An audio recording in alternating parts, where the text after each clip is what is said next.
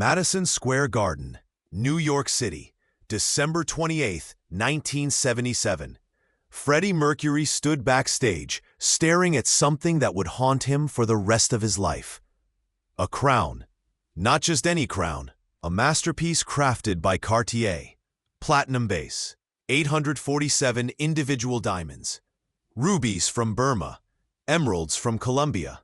Worth $30,000 in 1977 money. Over $150,000 today. And it was about to destroy everything he believed about himself. "Put it on, Freddie," his manager said, eyes gleaming with dollar signs. "The press will go absolutely mad. You'll be on every front page tomorrow." Freddie touched the cold metal. Heavy. So heavy it felt like carrying someone else's expectations on your head. 20,000 people were waiting outside. Queen was at the peak of their fame. "We Are the Champions" was climbing every chart in America. This was supposed to be the crowning moment. Literally. But something felt wrong. "Darling," Freddie whispered to himself in the mirror, "what are you really doing?" He didn't know it yet, but in 90 minutes, that crown would trigger a chain of events that would change how he saw fame, identity, and the terrible price of becoming an icon. The crown was beautiful, intoxicating, dangerous, and Freddie Mercury was about to learn why some things are too expensive to wear, even when you can afford them. Freddie Mercury wasn't born a king. He was born Farrokh Bulsara in Zanzibar, 1946, son of Parsi immigrants. Shy boy with prominent teeth. Too sensitive for the world around him. Too different to fit in anywhere. But music made sense. When Freddie moved to England and formed Queen, something awakened inside him. On stage, he wasn't the awkward immigrant kid anymore. He was royalty. He was the champion. By 1977, Queen had conquered America. Every arena, every radio station, every teenager's bedroom poster. And with success came the trappings, the costumes, the theatrics, the persona. Freddie loved it. He lived for the transformation. The moment he stepped on stage, Farrokh disappeared. Freddie Mercury, rock god, took over. That's why the crown made perfect sense. On paper, his manager, Jim Beach, had commissioned it specifically for the American tour. "Freddie, darling, you call yourself the queen of rock and roll. Let's make it official. Let's give them something they'll never forget." The idea was simple. Freddie would wear the crown during We Are the Champions, the ultimate theatrical moment. A king crowned before his subjects. Photographers were arranged, press releases written. The image would be everywhere by morning. But standing there in his dressing room at Madison Square Garden, Freddie felt something he rarely felt. Doubt. "What if it's too much?" he asked Brian May, who was tuning his red special guitar in the corner. Brian looked up. "Fred, you wore a leotard and a crown made of feathers last month. Nothing's too much for you." "That was different. That was costume. This feels like... ... Like I'm actually claiming something I'm not. You're Freddie Bloody Mercury. You can claim whatever you want." Hey, before we continue with this incredible story, I need to give you an important warning. Many subscribers have reported that YouTube has removed their subscriptions without notice. Just take a quick look at the red button below to make sure you're still subscribed to the channel. I don't want you to miss any of the exclusive content that's coming up. And while you're there, leave that powerful like that helps me a lot with the algorithm. Oh, and tell me in the comments, which city are you watching from? I love getting to know every amazing person who is part of this community. Your participation makes all the difference. Let's interact. The show started like fire. Queen exploded onto that Madison Square Garden stage with "We Will Rock You." The crowd was a living organism, stomping, clapping, roaring Freddie's name like a prayer. Freddie fed off their energy. Every movement precise, every note perfect, every glance at the audience a seduction. This was his kingdom. These were his people. But backstage, in a locked case, the crown waited. The plan was simple. During the encore, during We Are the Champions, a stagehand would bring the crown on a velvet cushion. Freddie would place it on his own head. The ultimate moment of triumph. Photographers were positioned. The lighting crew had special spotlights ready. Everything choreographed down to the second. But as the concert progressed, something began gnawing at Freddie. Between songs, during those brief moments of darkness when he'd run backstage to change costumes or catch his breath, he'd see that crown, glittering under a single light, waiting for him like a promise or a trap. 5 minutes to the crown moment, a stagehand whispered during a guitar solo. Freddie nodded. His heart was racing, but not from excitement, from something else, something darker. He thought about Farouk Bulsara, the boy who was mocked for his teeth, who fled Zanzibar during the revolution, who never quite belonged anywhere until he created Freddie Mercury. Freddie Mercury was invented, constructed, a beautiful lie that became more real than the truth. But a crown? A crown wasn't performance. A crown was a claim, a statement. I am royalty. And Freddie suddenly realized he didn't believe that. Not really. The encore began. The crowd screamed for We Are the Champions. Roger Taylor counted off on the drums. Brian's guitar rang out. John Deacon's bass rumbled through the floor. And there, on cue, came the stagehand carrying the crown on its velvet cushion. The spotlights hit it. Diamonds exploded with light. The crowd gasped. They knew something special was about to happen. Freddie walked over. The music swelled. His moment had arrived. He picked up the crown, felt its terrible weight, and then something inside him broke. Freddie stood there, crown in hand, frozen, 20,000 people watching, waiting for him to place it on his head. The music continued. Brian shot him a concerned look. What was happening?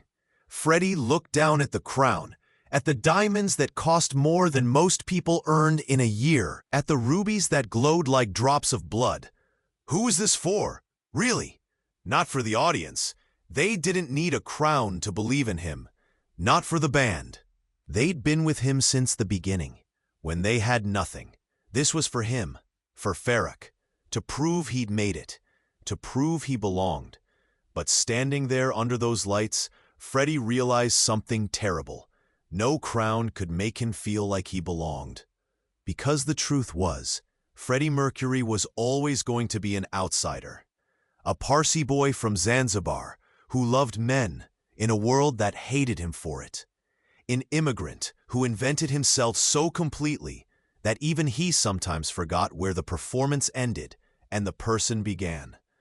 A crown couldn't fix that. A crown couldn't make him legitimate. The music was building. Any second now, he was supposed to put it on his head and sing We Are the Champions. Instead, Freddie did something nobody expected.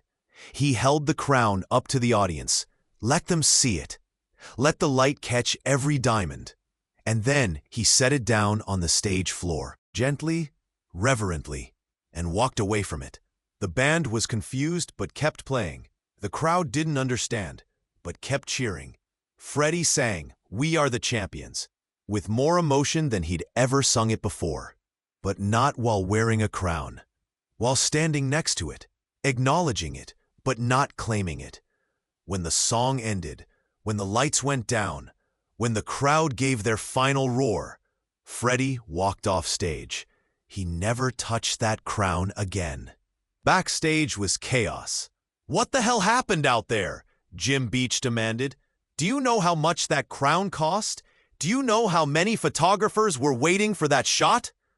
Freddie was sitting in his dressing room, still in his stage clothes, mascara running slightly from sweat. I couldn't do it, darling, he said quietly. I just couldn't. Couldn't do what? Put on a bloody crown? Freddie, this was supposed to be iconic. It would have been a lie. A lie? Everything you do on stage is theater. The costumes, the poses, the drama. What's the difference? Freddie looked up at his manager with eyes that were suddenly very tired. The difference is that I can take off a costume, a crown. A crown becomes what people think you are. And I don't want to be king. I just want to be Freddie. Jim Beach stared at him like he was speaking another language. In the world of rock management, image was everything. And Freddie had just rejected the most powerful image they'd ever created for him. The photographers had gotten a few shots of Freddie holding the crown.